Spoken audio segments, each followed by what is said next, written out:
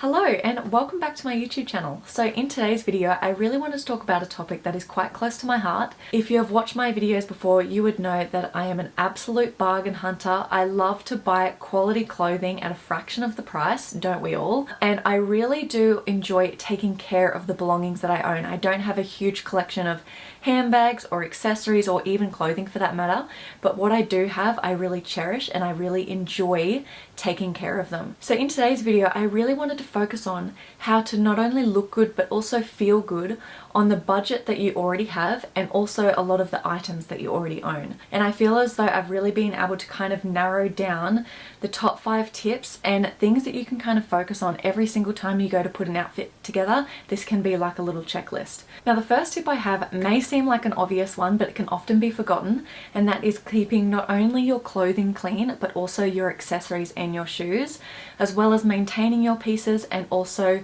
repairing them. So there are a few things that I've purchased in my kind of clothing and accessories maintenance kit, I call it, and they have really helped me to do this. So the first thing I want to mention is purchasing yourself a little sewing kit.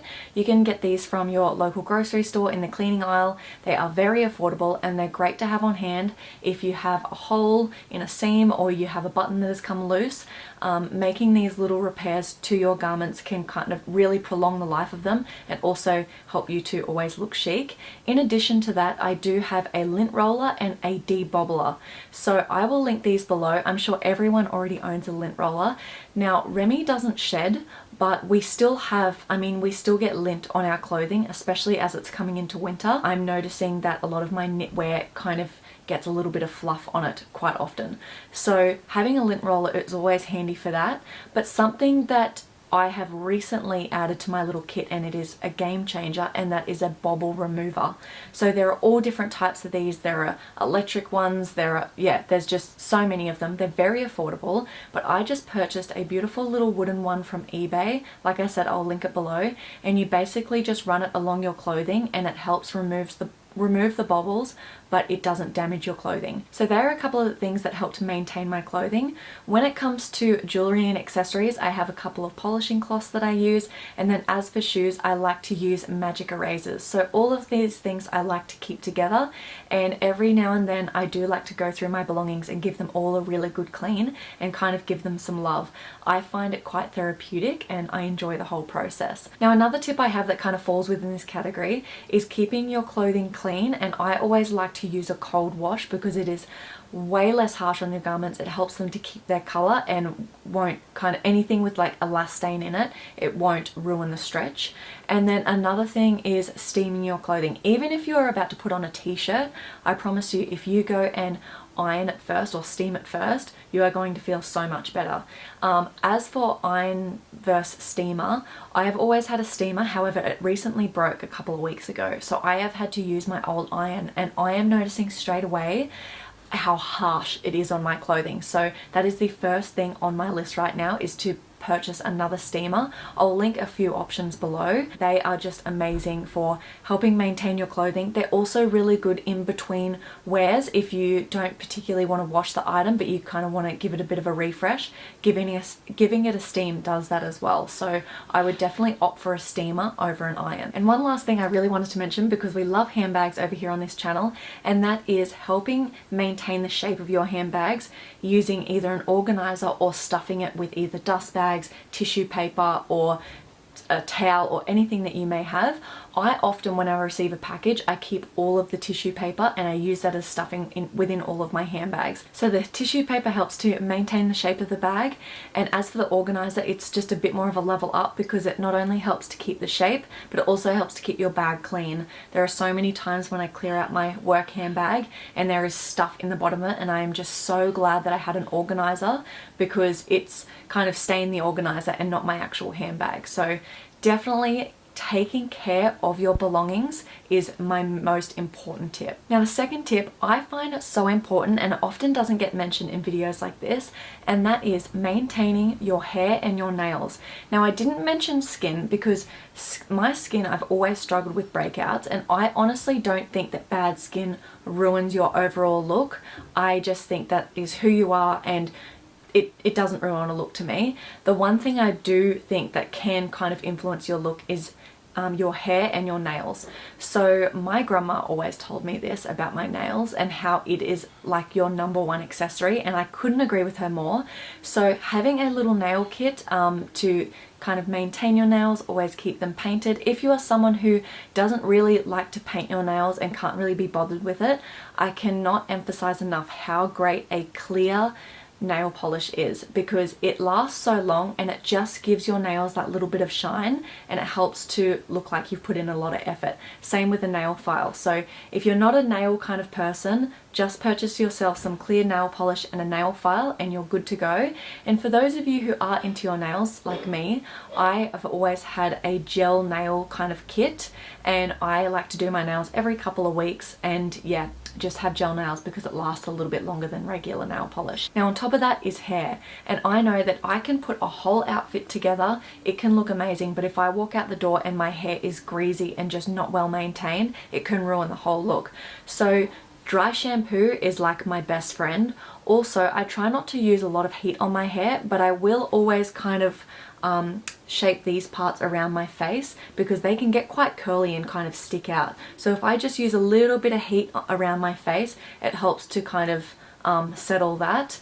Another one is if you are someone who has greasy hair and you don't have time to wash it, doing the whole slick bun look always looks really great and really chic. And just really working with your natural hair and what you have. My mum, for instance, has really curly hair, so she has tried the curly girl method, I think they call it, and it's all about really conditioning the hair to make the curls form really nicely. So there's so many different hair types, but it's basically just working with what you have and making sure that when you do leave and you want to look chic, just putting that little bit of time and effort into your hair just completely elevates your look. Now the third tip I have really is based on personal style, so take this with a grain of salt. I completely understand if you are someone who loves to wear a lot of color, that is completely your choice. But for me personally, I find that sticking to the 3 color rule has really helped kind of achieve the look that I'm going for. Now I have heard about the 3 color rule from a bunch of fashion YouTubers, and it changed my life. So whenever I'm putting an outfit together, I just try to stick to a maximum of 3 colors, and whenever I feel like I'm starting to incorporate a 4th color, I really do feel like the outfit gets quite messy. So if you are someone who is going for, I'll insert some pictures of like this kind of look, then try out the 3 color rule, and I promise you it'll help you out so much. And if you are someone like me who can get a little bit bored with that, you look at your wardrobe, it's all very neutral colors, and you just feel like you're not kind of dressing up in the way that you would like, try out different textures. That is something that has been an absolute game changer for me. So I stick to the same color palette, but I really do experiment with different textures, whether that be a teddy kind of coat. I love that boucle kind of texture. Sheer fabric is another great one because you can still kind of experiment with layering, but you're staying within that color palette that you're going for. And I find if you focus less on kind of adding more color to your wardrobe and more on texture, it will really elevate your whole wardrobe and you kind of won't get bored with it. Now the 4th tip I wanted to talk about is overall fit and tailoring. Now in a lot of these videos you often hear the word tailoring. Now it is not within my budget to have a tailor, but it is something that I am going to consider a little more. If I have a piece that I really love, I love the look of it and everything, but it just doesn't sit right, I am going to start considering taking it to a tailor just to see how much it would cost to have that piece altered, rather than getting rid of it and buying a whole other piece for my wardrobe. Even if I can potentially look at doing things myself, that's something that I want to look at more. And then in addition to that, I wanted to talk a little bit about the fit of different items. So I am going to put in a little bit of an example here. I have 2 t-shirts. One is from Uniqlo that I always used to wear and rave about, and then I have a more recent one which is from COS. Now they are just 2 black t-shirts. However, the COS one I feel is so much more flattering because it fits me beautifully on the shoulders. It's not too oversized but still has that boxy look. And all it is, it's just a slightly different fit and different cut. So now that I've found those COS t-shirts, I've just gone straight to them and I have purchased them in like every neutral color. And now when I'm out and about and I see another t-shirt, I don't even look twice, because I know that fit is so important and I have found a style that works for me and I just need to stick to it. Now, another thing that I wanted to mention that kind of falls within this topic is dressing to your body shape and accentuating the elements of your body that you really like about yourself, because that will give you a lot of confidence, and in turn confidence really shows, and you can look good in anything if you have confidence. This is not, it's not about weight, it's about your body, your actual like bone structure. So I don't know enough about this topic, but I'm currently kind of researching a little bit more about it, because that is something that I want to delve into more about myself, is what is my body kind of structure and what clothing items suit me and what don't. And I really just wanted to highlight this. I don't want anything to be misinterpreted here, especially when it comes to body shape and body structure. It's not always about looking good. It really is about feeling good. I know for me, especially as I kind of get older, I care less. I do like to look good, but comfort and feeling good is like the most important thing to me. So I know that in certain clothing I don't feel as comfortable, which kind of shows in my confidence and how I feel on the day. Now, my fifth and final tip is all about accessories, because if you are like me and you're going for more of a chic, minimal kind of style, accessorizing is so important. So of course, wearing handbags to accessorize is a great one, because they have a lot of kind of pattern and texture, but still within that neutral kind of color palette. In addition to that, sunglasses. I think personally my YSL Betty sunglasses, they really help to give me that chic kind of look rather than my Ray-Ban kind of wireframe ones. If I'm wanting to look very chic and almost look expensive, they're the ones I opt for. So I find that a brown or black frame always looks really nice when it comes to sunglasses. And then also jewelry. So I have always been someone that just wears a couple of pieces of jewelry, usually kind of solid gold that I've collected over the years or has been given to me through family, and I just wear those pieces and those pieces only. However, over the last couple of years, I've started to create almost like a capsule wardrobe, but a capsule kind of accessories, and I've started to add a few more modern pieces. They're more dressy kind of pieces that I just really use to elevate my outfit. I really do love wearing sentimental jewelry. It just makes me feel something. Like this sapphire necklace that I'm wearing is my grandma's, and I received it after she passed away, so I always love to wear this. But I do sometimes like to add a more modern kind of chunky chain to kind of give it that more modern twist. I also have these beautiful Mejuri hoops that are quite chunky, and I feel like they're very modern. So yeah, I really do like to pair old with new and sentimental with kind of dressy pieces when it comes to jewelry, to really elevate my outfit. And one thing that often gets forgotten, especially in this day and age, is a watch. A watch, I personally think an old school, beautiful, just analog watch makes someone look so expensive and chic. This one here is a Rosefield watch. I purchased it years ago.